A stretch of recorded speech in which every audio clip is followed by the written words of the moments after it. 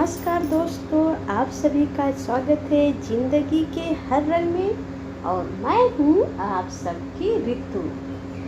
तो आज एक बहुत अच्छा सा वीडियो है उन लोगों के लिए जो कुंवारे हैं, हिंदी में बोले तो जो कुंवारे हैं और जो अपनी मन की इच्छा अनुसार पत्नी चाहते हैं, जो अच्छी सी लड़की के तलाश में हैं और जो कोई किसी के साथ अपनी ज़िंदगी की शुरुआत करना चाहते हैं। स्पेशली ये वीडियो उनके लिए है। वैसे तो ये सभी के लिए है, थोड़ा बहुत हर तरीके का हो जाता है, तो मैं वीडियो वही बनाती हूँ, हमेशा बोलती हूँ जो मैं खुद महसूस करती हूँ, अनुभव करती हूँ, मुझे लगता है वो वीडियो बनाती हूँ। तो कल एक हमारे मित्र का एक कमेंट था कि मुझे अच्छी सी लड़की चाहिए, नाम नहीं लूँगी, पता नहीं उनको ना अच्छा लगे, अच्छी सी लड़की शादी के लिए चाहिए। तो अच्छी सी कैसी, मतलब कौन सी अच्छाई चाहिए उसमें? सबसे पहला सवाल, वो देखने में सुंदर हो या उसका मन सुंदर हो? तो मैं यहाँ पे ये कहना चाहूँगी, तो सबसे पहले जब आप किसी लड़की को देखने जाते हैं तो उसकी सुंदरता ही देखते हैं। 1 मिनट में क्या आपको पता चल जाएगा कि वो कैसी है? हाँ, जब आप किसी लड़की को देखने जाते हैं कि नहीं? अच्छा, आप बताइए। तो सिर्फ सबसे पहले उसके आकर्षक किस पे होता है? उसके चेहरे पे, सुंदरता पे, कैसी दिख रही है। लेकिन जो सुंदर दिख रही है वो अंदर से सुंदर है ये नहीं है, ये तो वक्त ही बताएगा। जब लड़की से आप पहली बार मिलते हो, उससे बातें करते हो, ऐसे लगता है कि दुनिया की सबसे संस्कारी लड़की यही है ना? दुनिया की सारे गुण इसी में हैं और यही तो परफेक्ट है जिसकी मुझे तलाश थी, ये तो वही है। लेकिन वो अंदर से कहती है, ये जब उसके साथ रहेंगे तब पता चलेगा। कहते हैं ना, दूर का ढोल सुहावन, है ना, एक कहावत है। तो सबसे पहले मैं मेरा अपना विचार है, जो मेरा मत है, जो मैं सोचती हूँ, खैर ईश्वर ने मुझे ये सौभाग्य नहीं दिया, ये मेरी अपनी बदकिस्मती है कि मैं नहीं कर पाई। इसके लिए मैं आजीवन अफसोस करूँगी, सोचती रहूँगी तो भी नहीं पूरा होगा। क्योंकि अचानक से मेरे पापा जी, मतलब मेरे ससुर जी ने साथ छोड़ दिया। सासू माँ तो पहले ही, शादी के पहले ही ख़त्म हो गई थी। और ससुर जी का था तो मुझे लगा था चलो पापा जी हैं तो मैं इनकी खूब सेवा करूँगी। बहुत सारे सपने थे कि मैं उन्हें ऐसे करूँगी, वैसे करूँगी, ऐसा करूँगी पापा जी के लिए। लेकिन कहते हैं ना, जब आपके नसीब में नहीं होता तो वो नहीं मिलता है। तो मैं इसके लिए तो मैं हमेशा क्या बोलूँ, मेरे पास शब्द ही नहीं है इसके लिए। तो खैर चलिए, तो हमारी अपनी बात हो गई, जहाँ सबकी बात करें तो सबकी बात करनी चाहिए। तो ये होता है ना कि या तो लड़की को ये सोचना चाहिए, या तो आप अपने में उस परिवार को ढाल लो, जिस परिवार में आपकी शादी हुई है उस परिवार को या तो अपने में ढाल लो, अपनी तरीके से पूरे परिवार को बना दो। तो यहाँ तो आप अकेले हो और उधर परिवार में बहुत सारे सदस्य हैं, सास हैं, ससुर हैं, देवर हैं, देवरानी जिठानी, जितने भी हो, है ना, इतने सारे लोग होते हैं, देवरानी जिठानी के बच्चे होते हैं और सब होते हैं। तो ज़्यादा लोग हो गए, संख्या तो उधर ज़्यादा हो गई। तो उनको अपने में ढालने के लिए तो ज़्यादा आपको मेहनत करनी पड़ेगी। या तो खुद उनमें ढल जाओ, या तो उनको अपनी में ढाल लो, या खुद उनमें ढल जाओ। तो ही तरीके से आप खुश रह सकते हो। अगर आपको खुशी चाहिए तो आप दूसरे को खुश रखो। यदि आपके आसपास वाला खुश रहेगा ना तो अपने आप आपको खुशी मिलेगी, है ना। तो यदि आपको अपना खुश रहना है तो आसपास के अपनों को खुश रखिए, अपने परिवार को खुश रखिए।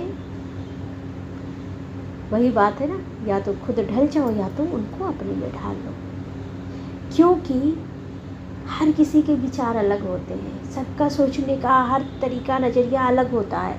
कभी कभी होता है आप भी सही हो और अगला भी सही है, लेकिन आपका नज़रिया अलग है, आपका तरीका अलग है, उसका तरीका अलग है, तो उसी पे मतभेद हो जाती है।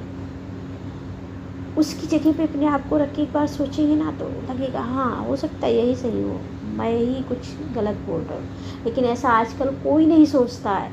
जब शादी देखने जाते हैं तो लड़की से कहते हैं आपको मेरी माँ की सेवा करनी है, आपको मेरे बाप की सेवा करनी है, आपको मेरे परिवार के साथ मिलजुल के रहना है, मैं अपने भाई बहन को नहीं छोड़ सकता, अपने भाई बहनों के साथ रहूँगा।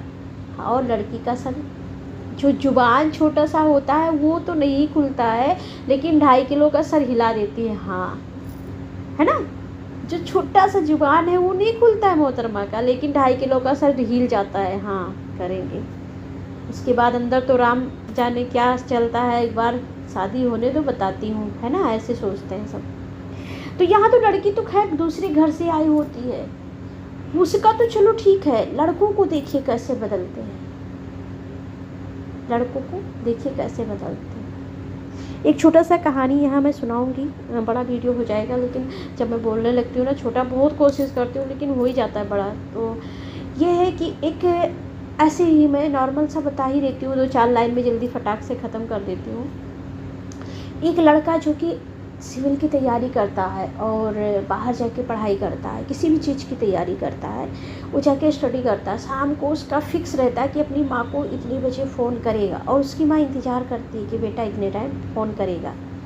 बेटे ने जल्दी काम ख़त्म कर लिया, माँ से बात करनी और जल्दी फ़ोन कर दिया। माँ ने पूछा बेटे आज जल्दी फ़ोन कर दिया? बोला हाँ माँ, आज ऐसे मैंने सोचा चलो आपसे बात करते हैं। माँ ने कहा बेटा एक लड़की देखा है, एक फला रिश्तेदार बोल रहे थे अच्छी है, कर देते हैं।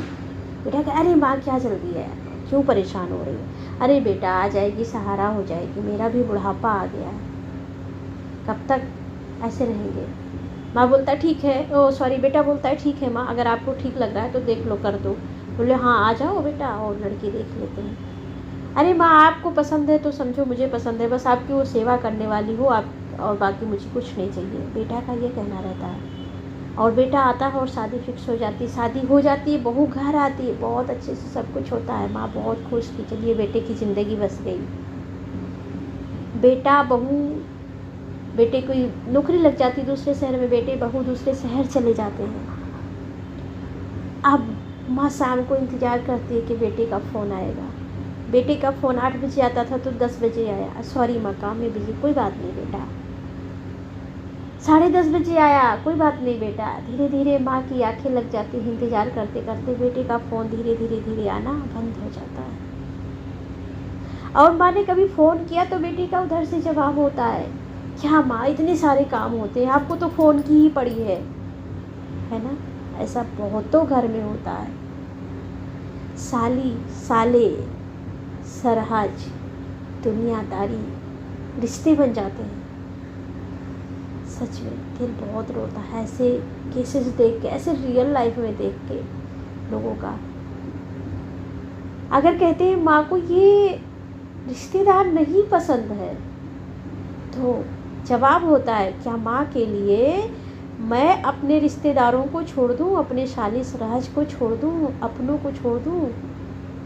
हम तो नहीं सुनेंगे। अगर किसी माँ के 4-5 बेटे हैं तो सबसे मज़े की बात सुनिए, अगर किसी माँ के 4-5 बच्चे हैं तो कहते हैं मैं ही अकेला हूँ क्या, मुझे अकेला ही पैदा की है क्या, मैं नहीं कर रहा हूँ, मैं नहीं सुन रहा हूँ, मैं नहीं कर रहा हूँ तो दूसरे क्यों नहीं कर रहे हैं, उनसे करवा लें।